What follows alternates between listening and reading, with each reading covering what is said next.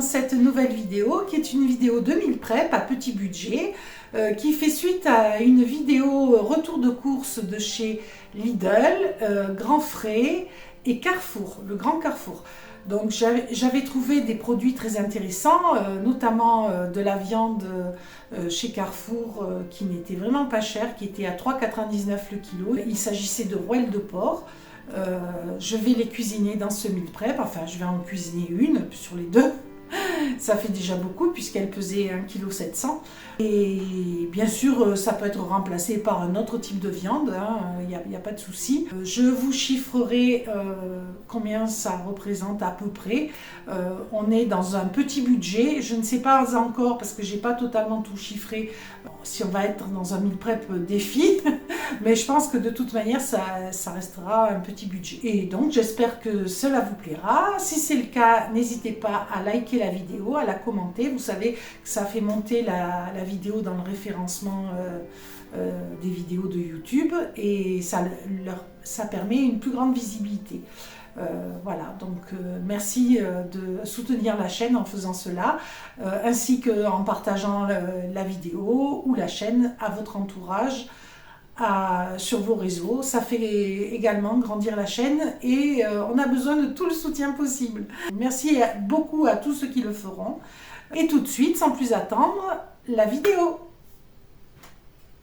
Ce meal prep permet de faire 10 repas à 2, soit 20 repas, pour un montant total de 16,40 €, soit moins d'1 € par repas, exactement 0,80 centimes le repas, et par jour 45,8 g de protéines en moyenne par personne.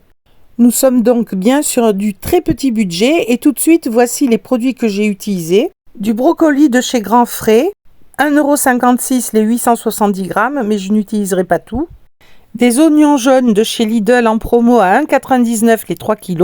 J'en utiliserai à peine 500 g. De la pâte feuilletée de chez Lidl, 77 centimes pièce. Pour 99 centimes, 200 g de champignons de Paris de chez Carrefour. 3 poireaux de chez Carrefour, j'en utiliserai que 2, ils étaient à 1,35 € les 3. 1,734 kg de rouelles de porc à 3,99 € le kilo pour 6,52 €. De mes placards, je vais utiliser du riz basmati bio de chez Lidl à 1,50 € les 500 g et des œufs plein air à 2,48 € la boîte de 12. Du faux fromage de chez Carrefour en promo à 2,60 € les 200 g, saveur bleue, emmental et feta. Remplaçable bien sûr par du vrai fromage. 500 g de pommes de terre de chez Aldi à 50 centimes le kilo, une salade et divers petits légumes chiffrés dans le tableau. Alors, je commence ce meal prep en m'occupant du brocoli. Je détache les sommités, je trie les tiges également que je vais utiliser. Puis je vais tout mettre à tremper dans de l'eau, additionnée de vinaigre blanc. Je laisse tremper environ un quart d'heure et ensuite je vais faire cuire le brocoli à la vapeur. Ensuite, je me suis occupée de la viande que j'avais achetée. Donc, c'était de la viande filière qualité Carrefour, de bonne qualité. Je l'ai coupée en morceaux, enlevé la couenne, les petits morceaux qui ne me plaisaient pas, l'os, bien entendu, et je l'ai coupée en petits morceaux. J'ai tranché en deux la deuxième rouelle. Je l'ai mise ensuite au congélateur dans des sacs plastiques que j'ai étiqueté. Ensuite, j'ai coupé ma rouelle en petits morceaux et j'ai pu enfin attaquer le premier plat. Il s'agit de croquettes de viande fourrées au faux fromage, mais ça peut être du vrai, bien entendu. J'ai prélevé 600 g des 1,5 kg de viande qui me restaient une fois désossées. Je les ai ajoutés dans mon robot mixeur avec un œuf, une gousse d'ail, environ 200 g d'oignons, du sel. J'ai ajouté également de l'huile d'olive et de l'avoine. Approximativement 2 cuillères à soupe d'huile et 200 g d'avoine. Donc en fait, on ajoute de l'avoine jusqu'à ce qu'on obtienne une consistance qui soit à la fois ferme mais malléable. Donc je mixe le tout et j'obtiens cette pâte que je vais venir modeler dans mes mains à l'aide d'un peu d'eau. J'étale la pâte à plat dans la paume de ma main et j'ajoute au centre un petit peu de faux fromage, ici de l'emmental, et plus tard j'ai mis un peu de bleu. J'ai une préférence pour le bleu. Je rabats les bords de la préparation vers le centre de manière à bien refermer et envelopper le fromage. Je m'aide pour cela d'un peu d'eau. J'obtiens ainsi une croquette de viande que je vais rouler dans la chapelure de maïs sur toutes les faces, d'un côté, de l'autre, et sans oublier les bords. Voilà, ça adhère bien, pas de souci. Et je vais reproduire l'opération autant de fois que j'aurai de pâte. Là, je vais utiliser du bleu. Et en tout, je vais réaliser 12 croquettes. Alors, ces croquettes, on peut les accompagner, comme je l'ai fait ce jour-là, d'une salade. Et ça peut suffire, elles sont riches, quoi. Il y a de l'avoine dedans qui rassasie. Et si on fait attention à ce qu'on mange, ça suffit. Mais pour les plus gros appétits, bien entendu, on peut ajouter des pommes de terre à côté. Hein, à 50 centimes le kilo, voilà, ça revient pas cher de faire quelques pommes de terre. Entre-temps, le brocoli a fini de cuire. J'ai récupéré la sauteuse que j'ai rincée et j'ai mis mes croquettes à cuire dedans dans un petit fond d'huile. J'aurais pu tout aussi bien les mettre à cuire dans l'air fryer badigeonnées d'huile, mais l'avantage de la sauteuse, c'est qu'elle pouvait les accueillir toutes d'un coup. J'ai donc fait cuire recto verso à feu doux de manière à ce que ce soit bien cuit au centre et que le fromage fonde, bien sûr. Et il y a un petit bout de fromage sur l'une d'elles parce qu'il me restait en plus. Voilà, on peut voir que c'est bien cuit et que le fromage est fondu. Et c'était très bon.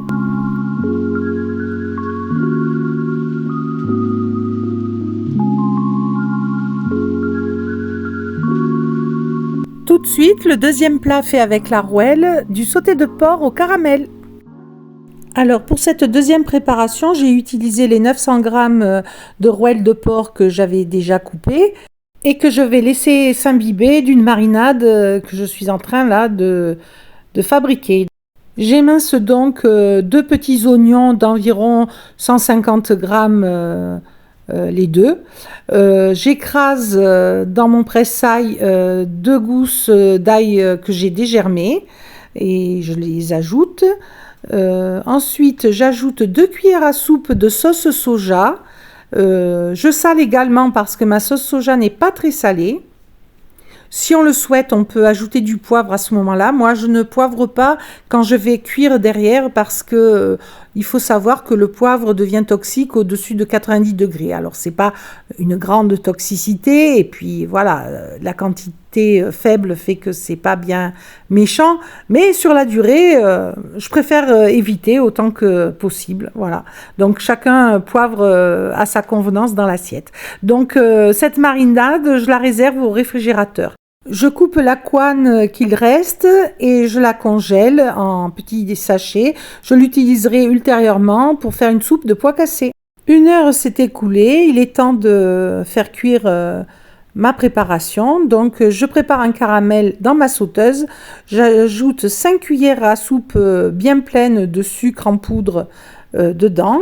J'ai mis un petit fond d'huile afin de faciliter l'opération.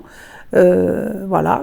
Ensuite, quand mon caramel est prêt, j'ajoute la viande doucement parce que pour éviter que ça gicle partout et que je ne me brûle. Voilà. Donc, et après, on laisse cuire doré sur chaque face.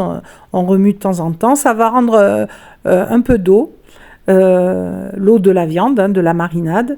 J'ai ajouté un peu d'ail en poudre pour renforcer le goût. Et voilà, le temps de la cuisson et c'était prêt. On peut également épaissir la sauce si on le souhaite avec un peu de maïzena. Moi, je ne l'ai pas fait. On a mangé ça avec un petit pavé de riz. C'est une recette savoureuse, économique, très facile à faire. Je la recommande. On enchaîne sur un délicieux feuilleté poireau feta. J'avais acheté 3 poireaux, mais pour cette recette, je vais en utiliser 2 seulement. Que je vais couper, laver bien entendu. Je les ouvre en 2 pour les passer sous l'eau pour bien enlever la terre entre les feuilles. C'est une étape très importante car il n'y a rien de pire que de tomber sur des petits grains de sable quand on mange. Je vais détailler 2 petits oignons pour environ encore 150 grammes, les 2. Je vais les faire revenir dans la sauteuse dans un peu d'huile d'olive. Pendant ce temps, je vais peler mes champignons, mes 200 g de champignons. Donc, moi, je ne les lave pas, je les pèle et je les frotte. Je gratte le pied, voilà. Je procède de cette façon. Si on les lave, ils se gorgent d'eau et c'est moins goûteux. Quand mes oignons sont rissolés, j'ajoute mes champignons que je coupe en petits morceaux et je remets sur le feu. Ensuite, je viens couper les poireaux en petits morceaux. Je vais utiliser le blanc et le vert clair seulement. Le vert foncé des poireaux ira dans la soupe. Donc là, je vérifie toujours en ouvrant mes poireaux qu'il n'y a pas de terre. En général, la partie blanche, il n'y en a pas. Et une fois que mes champignons commencent à être bien revenus, j'ajoute un peu d'ail en poudre et mes poireaux que je vais mettre à fondre. C'est alors que je sale, c'est aussi le moment de mettre des herbes aromatiques. Moi, j'ai choisi du thym. Je rajoute un petit peu d'huile car c'était un peu sec. Et voilà, je laisse mijoter tout doucement, que les poireaux se ramollissent. Pendant ce temps, je prépare ma soupe. Comme vous voyez, je pèse mes petits légumes. Je vais mettre 2 carottes, 3 pommes de terre et seulement la moitié de la courgette que vous voyez, un oignon, une gousse d'ail et le verre des poireaux. Je tranche mes légumes finement de manière à ce qu'ils cuisent plus rapidement. Et je mets un petit fond d'huile à revenir dans ma casserole, dans lequel je vais ajouter progressivement les oignons, l'ail écrasé. Je vais bien le faire revenir de manière à ce que ça fasse ressortir bien le goût. Ensuite, je vais ajouter les poireaux et le reste des petits légumes, puis de l'eau bouillante. Et je vais laisser mijoter pendant 20-25 minutes. Il n'y aura plus ensuite qu'à mixer. Et là, je vous montre qu'il me reste bien la moitié de la courgette que j'ai emballée et que j'ai congelée et qui me servira pour une prochaine soupe. Je reviens sur mon feuilleté de poireaux. Donc, j'ouvre ma pâte feuilletée, je fais un trou au centre duquel je pars et je fais des rayons comme un petit soleil au centre. Et ça va constituer autant de triangles que je vais venir rabattre sur le restant de la pâte, vous verrez, ce qui fera une jolie couronne. Donc j'y vais progressivement, j'agrandis progressivement mes rayons. En fait, il faut s'imaginer un soleil central et voilà, là je m'aide en faisant un rond tout autour. Donc pour délimiter, pour voir là où je vais poser ma fondue de poireaux et de champignons. Donc je les dispose en couronne tout autour de ma pâte et je vais disposer de la feta, enfin de la fausse feta. Si vous n'êtes pas intolérant au lactose, ben, je vous conseille de la vraie, hein, ça ne sera que meilleur. Mais celle-ci est vraiment pas mal, hein, elle est bluffante. Donc voilà, j'en ai mis un petit peu et je rabats, comme je vous ai dit, la pâte sur elle-même, sur le restant de la couronne. Voilà, c'est très facile à faire, hein, très simple et ça fait un joli résultat. Ça, sur des tables de fête par exemple, ça sera très joli et très bon. Ensuite, je viens casser un œuf, je récupère juste le jaune, le blanc me servira ultérieurement. Je vais le diluer avec un tout petit peu d'eau. Et puis, je vais venir badigeonner ma pâte feuilletée avec ce mélange. Voilà, uniformément, j'en mets un peu de partout. Et le petit peu de jaune qui me reste, je vais le mettre sur mes poireaux. Rien ne se perd.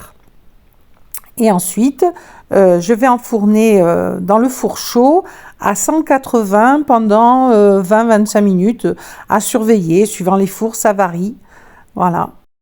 Je récupère bien tout le jaune d'œuf, j'en mets même sur le rond extérieur de la couronne et j'enfourne.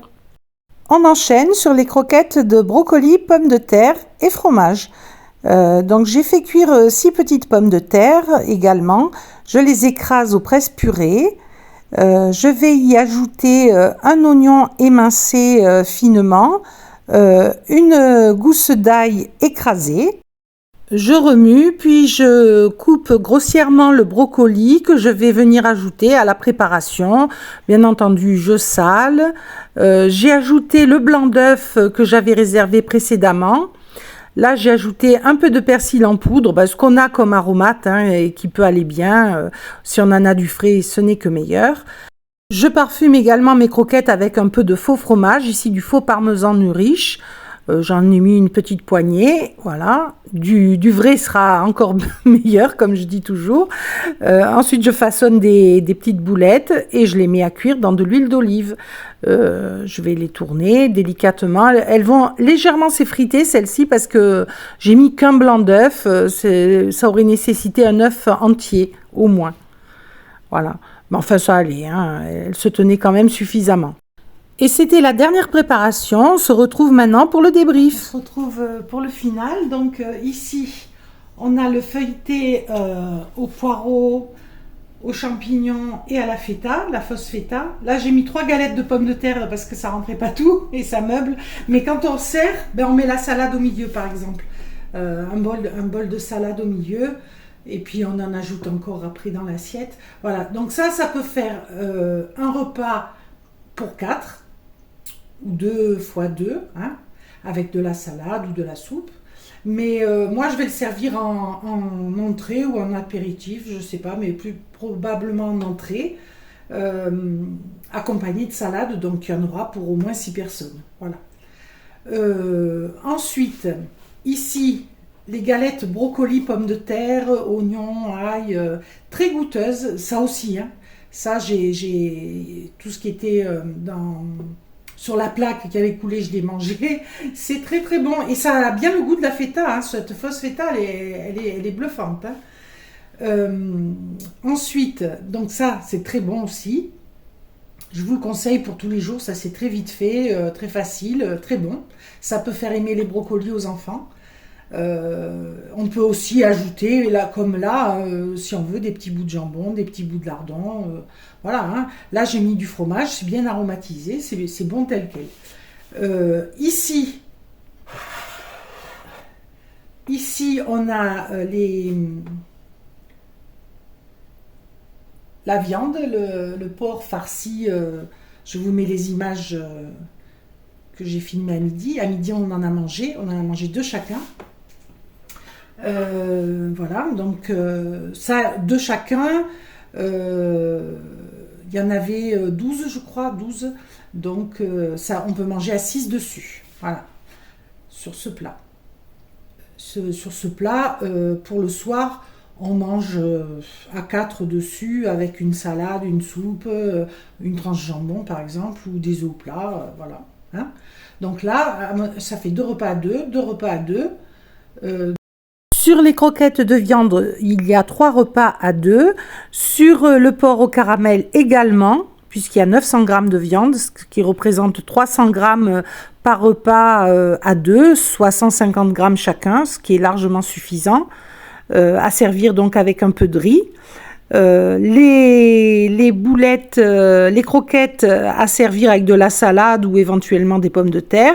Et en entrée, il y a de la soupe de légumes pour au moins les repas du soir, de la salade prévue dans le tableau pour les autres repas. Voilà, et j'ai des restes de brocolis, etc. Mais ça, je ne le compte pas. Donc j'ai préparé ce meal prep en prévision de la venue de mes enfants et donc j'ai congelé le feuilleté, le porc au caramel, les croquettes de viande. Par contre, on a mangé les croquettes de brocoli et la soupe les jours qui ont suivi. Voilà. Il n'en reste pas moins que tel quel, le meal prep est viable pour le consommer, quoi. Il suffit d'ajouter peut-être des pommes de terre avec les croquettes de viande et encore, suivant ce qu'on mange, ça peut suffire avec de la salade. Les croquettes de brocoli, pommes de terre et fromage peuvent être mangées le soir en accompagnement de la soupe et j'ai comptabiliser 8 œufs, 4 par soir, 2 par personne, afin qu'on ait le quota de protéines et je l'ai comptabilisé dans le tableau que je vous mets tout de suite après. Pour 17,30 €, on fait 10 repas à deux, soit 20 repas, soit à peu près 80 centimes d'euros le repas. Pour 45,8 grammes de protéines par jour en moyenne par personne, ce qui n'est pas si mal compte tenu du fait que dedans il n'y a pas les petits déjeuners. Et pour un si petit montant, non seulement c'est équilibré, mais c'est très goûteux, c'est varié. Ici, l'astuce majeure, c'est d'avoir grossi la part globale des croquettes de viande grâce à l'adjonction d'oignons, d'avoine, etc. Voilà, j'espère que la vidéo vous a plu. Si c'est le cas, n'oubliez pas de liker, de commenter, de partager. Très bientôt suivra une autre vidéo, je ne sais pas encore de quel ordre. À toutes fins utiles, je vous rappelle que j'ai fait une vidéo sur l'air fryer. J'avais pas de air fryer à vous vendre, pas du tout. C'est juste des trucs à savoir. Il est fort décrié, l'air fryer, ces derniers temps. On dit qu'il est dangereux, ceci, cela. Moi, j'ai éclairci un peu tout ça. Voilà, donc je vous livre ce que j'en pense. Ça peut vous intéresser, voilà. Allez, à très bientôt dans une prochaine vidéo. Au revoir.